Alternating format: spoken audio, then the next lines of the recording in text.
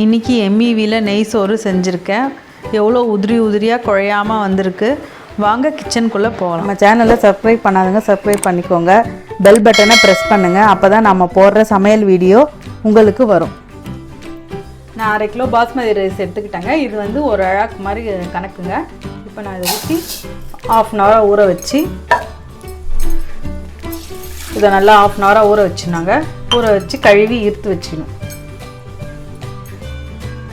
Stove on பண்ணி நான் cooker வச்சுக்கிட்டேன். நீங்கள் உங்கள் வீட்டில் எது கனமான பாத்திரம் இருக்கோ அதை எடுத்து வச்சுக்கோங்க. எண்ணெய் நான் வந்து ஒரு 2 ஸ்பூன் ஊற்றிக்கிறேன்.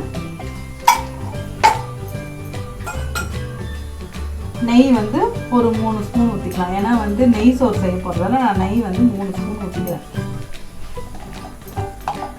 கொஞ்சம் நெய் எக்ஸ்ட்ரா தாங்க ஊற்றிக்கணும். நெய் சோறுன்றதால நெய் எக்ஸ்ட்ரா தான் ஊற்றிக்கணும். இப்போது நெய் கொஞ்சம் சுடட்டும். சுட்ட உடனே நான் வந்து 2 ஏலக்காய், பட்டை, சோம்பு, இலை, இது அன்னாச்சிப்பூ இதெல்லாம் எடுத்து வச்சுருக்கேன். கிராம்பு ஒரு 4 எடுத்து வச்சுருக்கேன். இப்போ வந்து நல்லா சுடட்டும் எண்ணெய். சுட்ட உடனே இப்போ நம்ம இதை வந்து போட்டுருப்போம். இப்போது சுட்டுருச்சுங்க. இப்போ நாங்கள் இதை போட்டுருவோம்.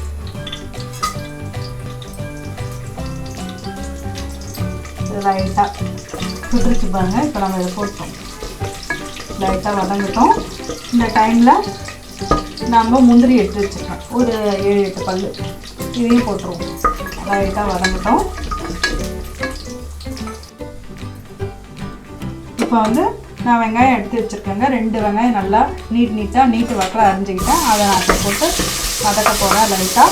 இந்த டைமில் வந்து பச்சை மிளகாய் ஒரு 7 பச்சை மிளகாய் எடுத்துக்கிட்டாங்க. நீங்கள் வந்து பச்சை மிளகாவை கீனி, ரொம்ப காரம் வேணால் கீனி போட்டுக்கலாம். காரம் உங்களுக்கு நார்மலாக சாப்பிட்றவங்களா இருந்தால் இந்த மாதிரி முழுசாக போட்டுக்கோங்க. இப்போ நான் இதை போட்டுக்க போகிறேன். நான் ஒரு 7 பச்சை மிளகாய் எடுத்துக்கிட்டேன். உங்கள் காரத்துக்கு ஏற்ற மாதிரி நீங்கள் எடுத்துக்கலாம். கீனி போட்டிங்கன்னா நல்லா காரமாக இருக்கும். ரொம்ப வெங்காயத்தை வந்து ரொம்ப வதக்க தேவையில்ல, லைட்டாக. ஏன்னா நெய் சோறு வந்து கொஞ்சம் வெள்ளையாக இருக்கணுங்க. அதனால் வந்து லைட்டாக வதக்கினா போதும். இப்போ இந்த ஸ்டேஜ் போதுங்க. கண்ணாடி மாதிரி இருக்கணும் வெங்காயம். ஆனால் வந்து ரொம்பவும் வதங்கினா வந்து ப்ரௌனிஷாலாம் வதக்கிடாதீங்க. ஏன்னா கலர்ஃபுல்லாகிடும். அது நல்லா இருக்காது நெய் சோறுக்கு. வெள்ளையாக இருந்தால் தான் நெய் சோறு பார்க்கவே அழகாக இருக்கும். இந்த டைமில் நான் கொத்தமல்லி நல்லா பொடியாக அரிஞ்சு வச்சுக்கிட்டேங்க. இதை நான் ஒரு கைப்பொடி எடுத்து போட்டுக்கிறேங்க. இப்போது ஒரு கைப்பொடி புதினா எடுத்துக்கோங்க.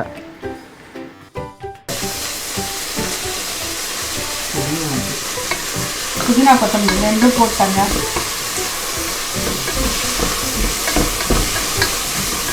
லைட்டாக வதங்கணுங்க. ரொம்ப வதங்கக்கூடாது பிரியாணி மாதிரி. ஏன்னா வந்து நெய் சோறுன்றதால ரொம்ப வதங்கணும் அவசியம் இல்லை. இப்போ வந்து இஞ்சி பூண்டு 2 ஸ்பூன் அரைச்சி வச்சுருக்கேன். இதையும் போட்டு ஒரு பச்சை ஸ்பூன் போகிற வரைக்கும் வதக்கணும்.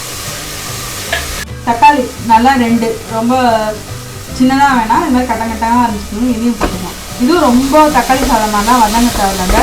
2 நிமிஷம் வதங்கினா போதும். சும்மா அது டேஸ்ட்டுக்கு தான் போதும்.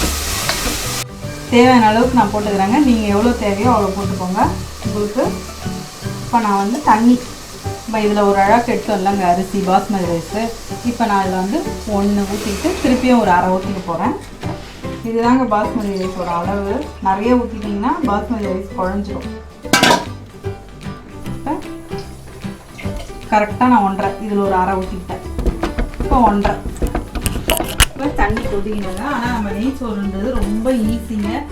நான் தண்ணி ஊற்றிட்டேங்க. இது நல்லா கொதி வரணும். இந்த டைமில் நம்ம டேஸ்ட்டு பார்த்துப்போம். உங்களுக்கு எவ்வளோ தேவையோ பார்த்துக்கோங்க.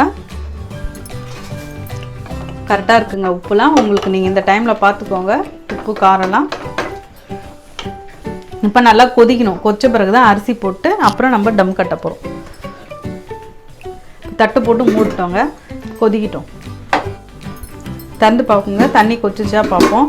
தண்ணி நல்லா கொச்சிருச்சுங்க. இந்த டைமில் நாம் வந்து நல்லா ஊற வச்சுருக்கோம்ல பாஸ்மதி ரைஸு, அதை நான் ஊற வச்சு கழுவி, இங்கே பாருங்கள் நல்லா ஊற வச்சுருக்கேன். இதை கழுவி எடுத்துகிட்டு வந்திருக்கேன். இந்த டைமில் நம்ம வந்து ரைஸ்